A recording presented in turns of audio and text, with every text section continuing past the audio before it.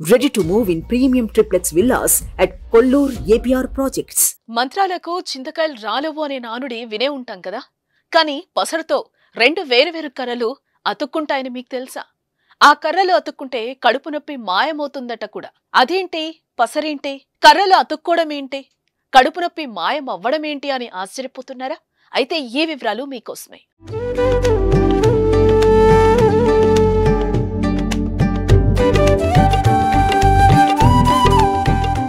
నల్గొండ జిల్లా మాడుగులపల్లి మండలం ఇందుగుల గ్రామంలో కోడూరు కృష్ణయ్య అనే వ్యక్తి గత 35 సంవత్సరాలుగా పసరు వైద్యం చేస్తున్నాడు. తెలంగాణ గ్రామాల్లో పాలషేర్లు అనే రోగం గురించి మీకు తెలిసే ఉంటుంది కదా.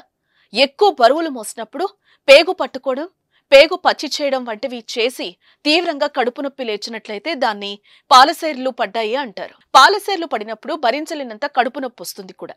దీని గురించి ఉపశమనం కోసం ఇందుగుల గ్రామం నుంచే కాక చుట్టుపక్కల గ్రామాల నుంచి కృష్ణయ్య దగ్గరకు చాలా మంది వస్తూ ఉంటారు. అయితే ఈ నొప్పికి కృష్ణయ్య చేసే వైద్యం చూస్తే ప్రతి ఒక్కరూ ఆశ్చర్యపోతారు. ఎందుకు అంటే మనిషిని ముట్టుకునేది ఉండదు.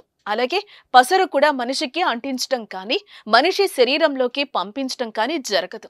కేవలం నొప్పి ఉన్న వ్యక్తిని ఒకచోట నిల్చోబెట్టి ఎదురుగా అంతకుముందు ఒక పచ్చికర్ర నుంచి వేరు చేసిన 2 ముక్కలను ఇద్దరు దూరంగా పట్టుకొని నిల్చుంటారు.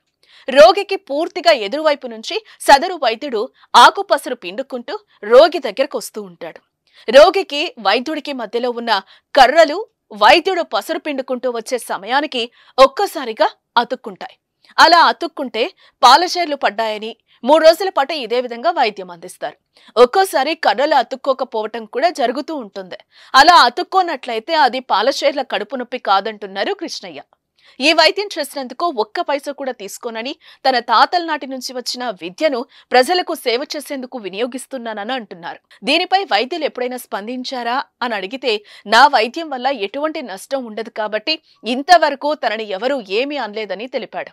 ఇప్పటికే వేలాది మందికి వైద్యం అందించినట్టుగా కూడా అంటున్నారు. అయితే ఈ వైద్యానికి 2 రకాల ఆకులు వినియోగిస్తున్నారు. కానీ వాటి పేర్లు బయటకు చెప్పడం కుదరదు అంటున్నారు.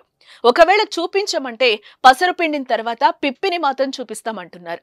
తనకి తన తండ్రి నేర్పించాడని, తాను కూడా తన కుమారుడికి విద్య నేర్పిస్తానంటున్నాడు. కృష్ణయ్య పసరు వైద్యం గురించి గ్రామంలో వాకబు చేస్తే చాలా మంచి ఫలితం ఉంటుందని, గ్రామంలోని ప్రతి ఇంట్లో కృష్ణయ్య దగ్గర వైద్యం చేయించుకున్న వారు ఉన్నారని అంటున్నారు. ఏదేమైనా కృష్ణయ్య పసరు వైద్యం చుట్టుపక్కల ప్రాంతాల్లో చర్చనీయాంశమైంది. ఇప్పుడు దీనిపై విద్యావంతులు, వైద్యులు ఎలా స్పందిస్తారో చూద్దాం. అలాగే ఈ పసరు వైద్యంపై మీరేమనుకుంటున్నారో తప్పనిసరిగా కామెంట్ చేయండి.